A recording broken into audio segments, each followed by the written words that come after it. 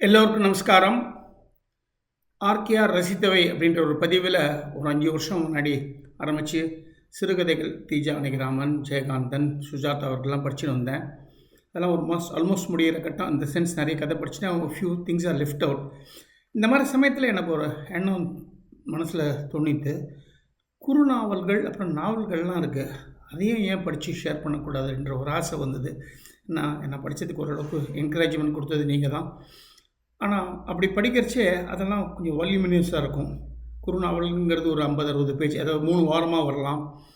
சிறு நாவல்கள்ங்கிறது கிட்டத்தட்ட 8 9 வாரம் 10 வாரம் ஆகுமே. அது எப்படிங்கிற யோசிக்கிறச்சே எனக்கு மனசில் என்ன தோணித்துன்னா, அந்த காலத்தில் நான் குழந்தைகள் இருக்கிற சின்ன வயசுலலாம் இந்த பொன்னியின் செல்வன் இதெல்லாம் வாரம் கல்கியில் விகடனில் நிறைய தொடர்கதைகள் அந்த மாதிரி படிச்சுட்டு வந்திருக்கோம். ஆவலாக அடுத்த வாரம் என்னென்னு எதிர்பார்ப்போம்.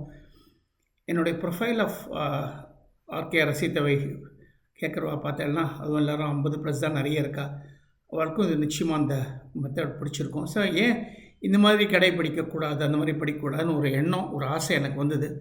இது என்ன ரொம்ப 1.5 மணி நேரம் 2 மணி நேரம்னா அது கேட்குறதுக்கு எனக்கும் பொறுமை இருக்காது, உங்களுக்கும் இருக்காதுன்னு தெரியும். அதே சமயத்தில் அது வாரம் பிட்டாக வரைச்சே அது நன்னா கேட்டு ரசித்து நம்மளால் அனுபவிக்க முடியுன்ற ஒரு ஃபீலிங்கில், அந்த ஒரு நம்பிக்கையோடு with all your so called blessings இதை ஆரம்பிக்கலான்னு நான் மனசில் நினச்சிட்டேன். அப்படி நினச்சிட்டு இருக்கிறச்சே எனக்கு இந்த புஸ்தகம் கண்ணில் பட்டது. இது நம்ம பாலகுமாரன் அவர்கள் எழுதிய ரமணர் பற்றிய ஸ்ரீ ரமண மகரிஷின்ற புஸ்தகம். இந்த விஷயத்தில் உங்களோட சில விஷயத்தை நான் ஷேர் பண்ணிக்க ஆசைப்படுறேன்.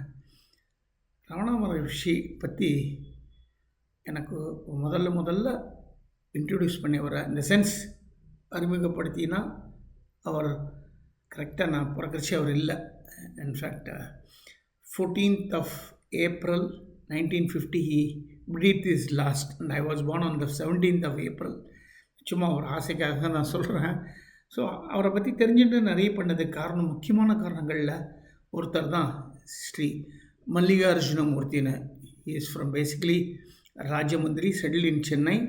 ட்ரக் டிபார்ட்மெண்ட்டில் இருந்தார். ஸோ அவரை ரொம்ப நெருங்கி பழகக்கூடிய ஒரு வாய்ப்பு கிடச்சிது. அவள் அப்பாலாம் ரமண ஆசிரமத்திலே தங்கி ரமணர் பகவானுக்கு இன்றைக்கி நம்ம பார்க்குற தெலுங்கில் கேள்விப்பதெல்லாம் அவர் நேர கட்டி எழுதின விஷயங்களாக இருக்கும். அவர் தான் அவருடைய அசோசியேஷன் எனக்கு ஒரு 27 வயசில் கிடச்சிது. ஸோ அதுக்கப்புறம் ஒரு 10-12 வருஷம் அவருடைய நான் ரமண ஜெயந்திக்கு போய் வருஷம் தங்கி, நானும் எங்கள் மதர் எல்லோரும் தங்கி ரமணா பற்றி தெரிஞ்சுட்டேன். அவர் தான் என்னை பால் பிரிண்டனை படிக்க சொல்லி நிறைய சின்ன அனெக்டோட் சொல்லின்னு ஒரு ரமணர் குழந்தைலேருந்து எனக்கு பிடிக்கும். Because my father also used to have a lot of devotion towards Ramana Maharishi, Paramacharyar, அந்த மாதிரி அந்த லெவலில் ரமண மகர்ஷி சொல்லிகிட்டு இருப்பார். ஸோ எனக்கு அந்த ஒரு ஆர்வத்தையும் ஆசையும் உண்டாக்கி என்னை படிக்க வச்சது அவர். இந்த சமயத்தில் அவரையும் நான் அவசியம் நினைவு கூர்ந்துக்கிறேன். ஸோ இது படிக்கலாமே அப்படின்னு அந்த சமயத்தில் இந்த புஸ்தகம் கிடச்சபோது, இது ஒரு டிஃப்ரெண்ட் சின்ன சாப்டர்ஸில் ரொம்ப நல்லா எழுதியிருக்கார். இது ஏன் உங்களோட நான் ஷேர் பண்ணிக்கப்படாதுன்னு கொஞ்சம் சின்ன எண்ணமாக அதை வேகமாக வலுத்து இன்றைக்கி அதை படிக்கணும் அப்படின்ற நல்ல ஒரு முடிவு எடுத்து படிக்கிறேன். அதோட பிரியாம்பிளை தான் இந்த பதிவை நான் உங்களோட இப்போ ஷேர் பண்ணுறேன். இந்த ஸ்ரீ ரமண மகரிஷி பை பாலகுமாரன் அப்படிங்கிறத வாரமாக ஒரு சில அத்தியாயங்கள் சின்னதாக இருக்கும், சிலது பெருசாக இருக்கும். நிறைய ஃபோட்டோஸும் போட்டிருக்கார். முடிஞ்சால் அதையும் கூடுமான வரைக்கும் ஷேர் பண்ணிட்டு அதை படிக்கலான்னு தீர்மானம் பண்ணிட்டுருக்கேன். So looking for your good cooperation and seeking what shall I say blessing for reading such a book. ஏதோ ஒரு இடத்துல எனக்கு ஒரு சந்தோஷமான விஷயத்தை நிச்சயமாக உங்களோட ஷேர் பண்ணிக்கணும்.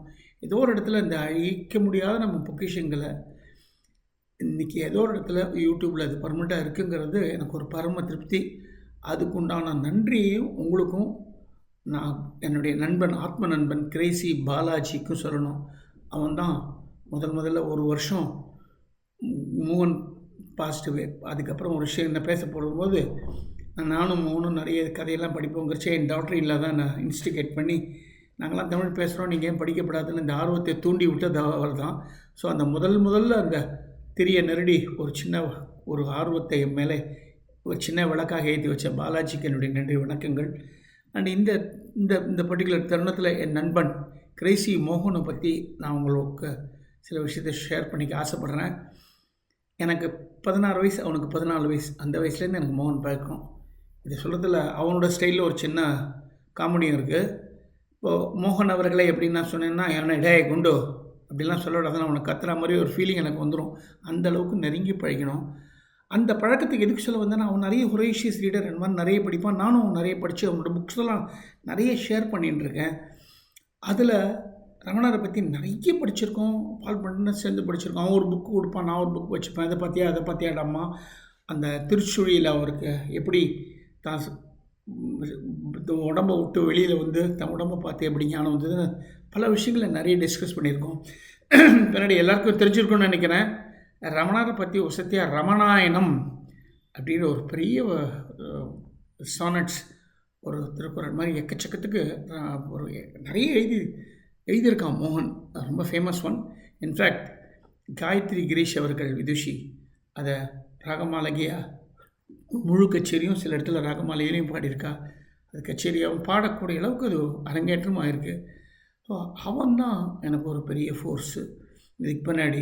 ஸோ இந்த ரமண மகரிஷி பற்றி பாலகுமாரன் எழுதியிருக்கிற இந்த ஒரு தருணத்தில் எனக்கு முதல்ல என்னை படிக்க ஆர்வம் கொடுத்த திரு கிரேசி மாது பாலாஜி என் நண்பன், அவனுக்கும் என்னுடைய மென்டார் எனக்கு இதை பற்றி தெரிஞ்சுக்க ஒரு வாய்ப்பு கொடுத்து சொல்லிக் கொடுத்து என்னை கையை பிடிச்சி அழிச்சின்னு போய் ரமணர் பற்றி எல்லாத்தையும் சொல்லிக் கொடுத்த திரு மல்லிகார்ஜுனமூர்த்தி அவர்களையும் மனசில் நினச்சிண்டு இந்த புக்கை நான் படிக்கிறதையும் I would like to dedicate this to my very great good old friend Crazy மோகன். அவன் இன்றைக்கும் எனக்கு ஃப்ரெண்டு தான். அவன் இல்லைன்ற ஃபீலிங்கே கொடுக்கல.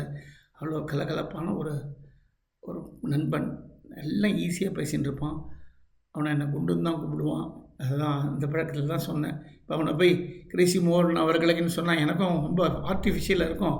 அவனும் டே அதெல்லாம் வேண்டாம் அப்படின்னு சொல்கிற மாதிரி ஒரு குரல் கேட்கும். Anyway, to make it lighter I am sharing all that. இந்த விஷயத்தில் கதை படித்த போது, இவரோட எழுதினதை படித்த போது பல எண்ணங்கள் பல இடத்துலேருந்து பாரோ பண்ணி ஒரு பாரோ பண்ணிருக்காரு. நான் படிக்கிறேன். அப்புறம் வாரத்துலேருந்து என்னென்ன தொடர்கதைகள், எவ்வளோ தூரம் எந்தெந்த அத்தியாயங்கள் படிக்க முடியுமோ அதையெல்லாம் படித்து உங்களோட ஷேர் பண்ணிக்கலான் இருக்கேன். வழக்கம் போல் நீங்கள் எல்லோரும் இதை நன்றாக கேட்டு ரசிப்பீர்கள் அப்படின்ற நம்பிக்கையோடு ரமணரை பற்றி இருக்கிறதுனால அவருக்கு ஒரு நமஸ்காரத்தையும் சொல்லிவிட்டு இதை அடுத்த வாரத்துலேருந்து படிக்க ஆரம்பிக்கிறேன். நன்றி, வணக்கம்.